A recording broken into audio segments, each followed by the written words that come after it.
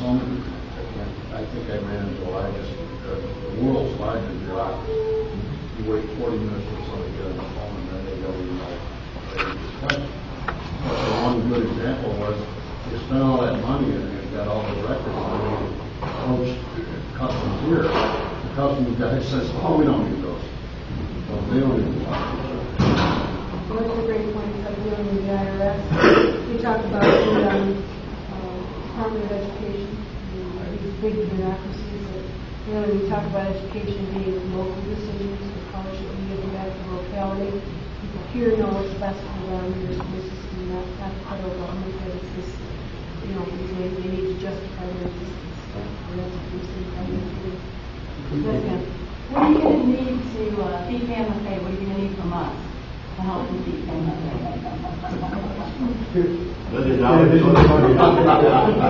All your money. Great question. Thank you. Well, obviously, the obvious. We need money. We need contributions. Our congressman is a masterful fundraiser. That's what he does best.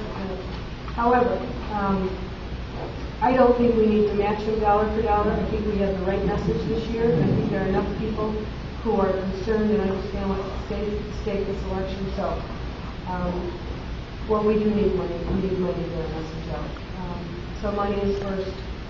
But beyond that, contributions are important. But involvement, engagement, sign up on our website. It's buerkleforcongress.com.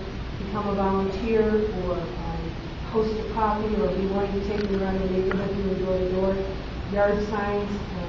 We have at least a weekly email that goes out updating where we're at. Those kinds of things, just getting involved, helping me identify what groups I can go out to and meet with.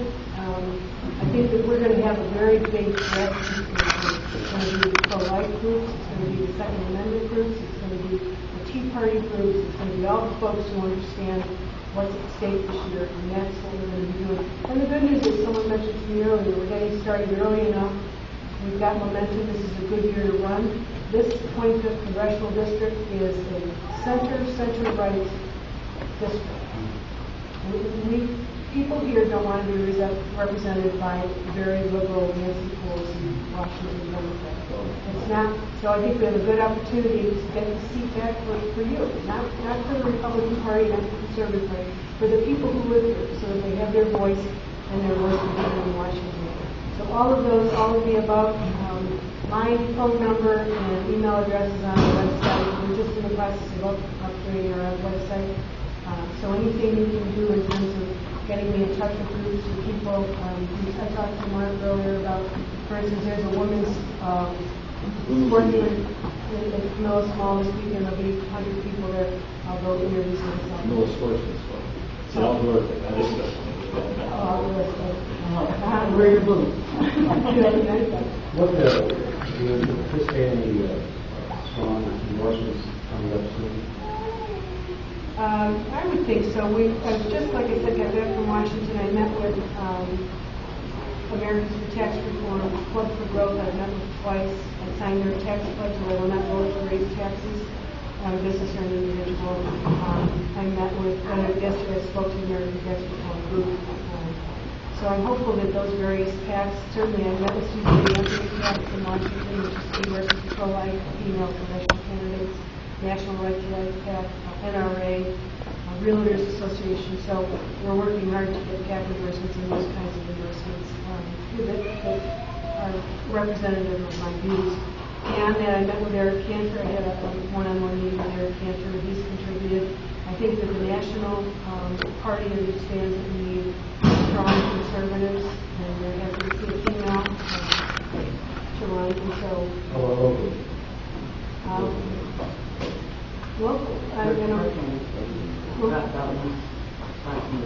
Oh yeah. Well, all the three who not markets, but the other three who ran against me have supported me in this party for a nomination.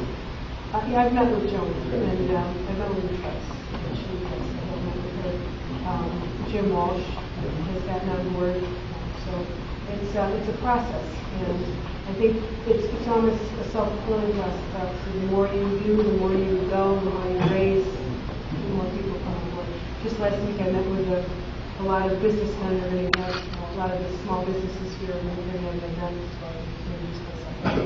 Is there any need to communicate with the county that we appreciate her?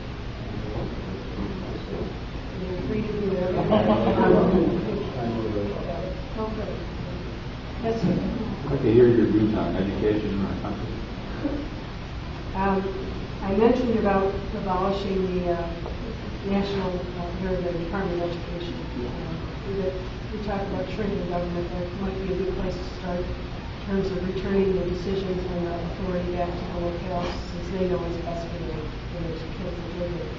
I think we have to have, within education, we have to talk about tax credits for people who choose to send their kids to private schools, or a business who donates money to a scholarship program, and they would have a tax credit as well. I think we have to make education more competitive, and the way we do that is we give people options.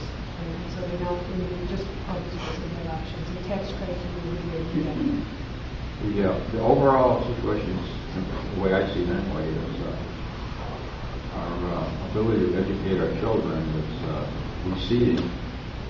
We're no longer the best country in the world for educating our children. Many other countries are surpassing us. Will anything you just mentioned, you think affect that? I think so. I think making education more competitive is going to do that. I think holding the public schools to a higher standard, that's very important. And they're not being held to a higher standard, there's no competition. See, I think one of the issues that I think these countries that are surpassing us, they are taking the brighter students and pushing them along. Okay. We're exactly not doing that. Treating everybody equally. And there you go. You're going down.